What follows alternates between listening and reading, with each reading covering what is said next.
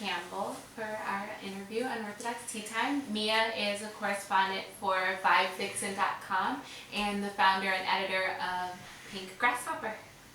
Hello, ladies. Hey! How are you? I'm good. How are you? Good, good. Thank you so much for joining us today. Of course. I know it's like pretty warm, but you keeping it cool with the all white. Yeah, I got the little breezy shirt on, trying to stay cool. Right. Not anybody looking. No, I'm just kidding.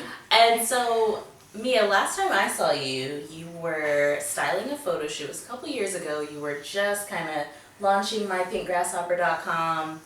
And so tell us a little bit about how your career in fashion has evolved since then. Well, it's evolved a lot.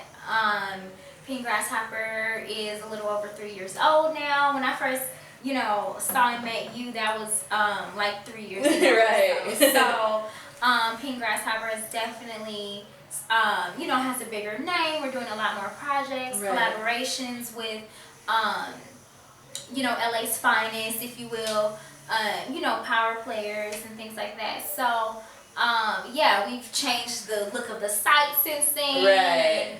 And, we've got, a larger following and everything like that. So, Pink Grasshopper is on the move. We're going to all the events that are in Los Angeles, as far as BET Awards. Wow. And, other events around LA. LA always got something going on. Yeah. So, Pink Grasshopper is really, all over the place as far as, growing and, just getting into different things to just really, put the name out there for, people to just really know that that's a place to come for fashion and style, advice, tips, guidance, etc. and etc. Yeah.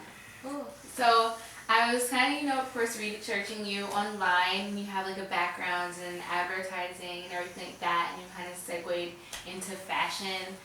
Did you kind of draw on some of your advertising skills to get into fashion, or do those play into anything that you do, or you just kind of went all out?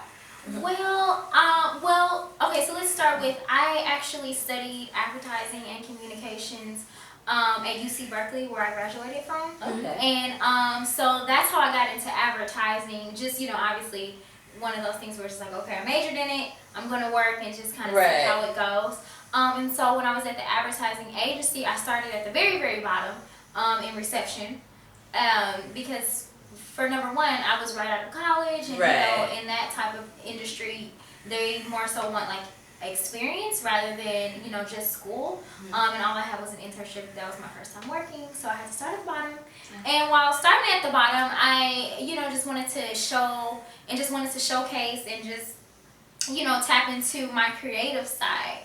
While I was in advertising, I was very still much interested in fashion and writing. So I started a Tumblr, like everyone was doing a few years ago, Right. talking about fashion and just really showcasing my intelligence in that area, and not just saying, oh, this shirt is cute, you should wear it, but it's kind of okay, this shirt is cute, here's why, here's how you can wear it, here's why it may or may not work for you type of deal. Mm-hmm. So it's just one of those things where I kind of zeroed in on making fashion my own and style my own, Right. the way that I speak about it. And so from there, it just kind of just grew, out of nowhere. People just start looking at my Tumblr and commenting and, Right. making it a bigger deal than it actually was. And then from that, I started making a bigger deal of it, oh, people really like this? Oh, people get paid to blog? Oh, I can make your website? Oh! It's just one of those, reward type of things. So this is all while I was working at the advertising agency, so they both play hand in hand. I started to move up at the advertising agency, working as a photo producer. So that's, someone who produces photo shoots. So, Right. commercials, the clients we have, for example, Pepsi, Infinity, Nissan. So I would be the person to kind of facilitate and manage putting together the shoots for the print ads or whatever. So that works hand in hand with the fashion work that I do now, as far as production and putting on events, photo shoots, video Right. shoots, and things like that. So they're both just really working hand in hand. But my true interests lie in fashion and style, and it's just like the professional experience side from advertising is what helps me advance in the fashion world. Okay. Yeah, kind of a lot, but you gotta weasel your way to where you want to get. Yeah, exactly. Of course, I think that's like so true of just a lot of us in terms of finding what our paths are and what we want to do. You kind of do a lot of things, and you're like, this might not be exactly what I want to do, but at least it kind of Right. from it. It gives you that experience to help you do what you want to do later on. Right. So that's what matters. Yeah, you just gotta know. Sometimes, it takes a different.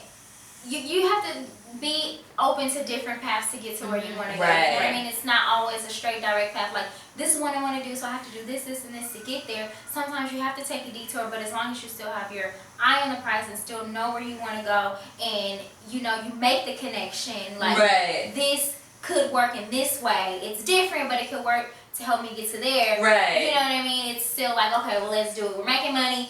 We're working. We're growing. I'm still moving in the direction that I need to go, so it works, Yeah.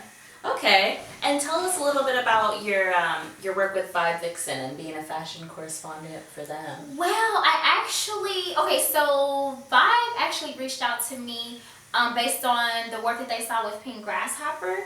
To contribute to their media network. Nice. So, Vibe is originally like a print magazine. Right. But, print is, dying a little bit. So they have a very, large media network online. And so with them trying to build it up, seeing as though that they're mainly focused on music and entertainment, they wanted to have like a sort of fashion and style side to, their brand. Right. So they reached out to me, like I said, based on the work that they've seen with Pink Grasshopper, and just basically wanted me to start some sort of fashion presence for Vibe and Vibe Vixen. Nice.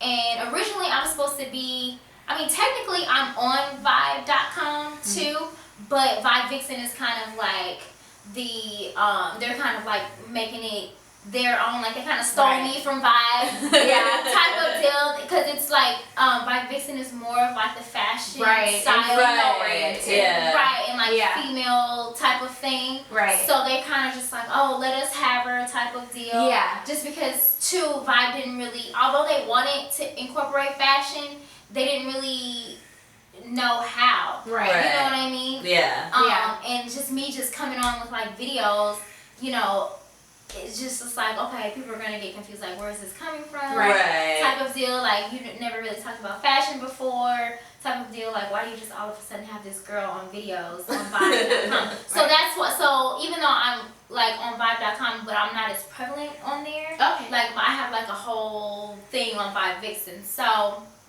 Vibe Vixen, I'm a fashion correspondent. I'm supposed to have weekly segments to air. Yeah. But sometimes they're a little late with that. But it's cool. But I have a consistent like webisode series type of thing for them where I talk about cool and interesting fashion topics.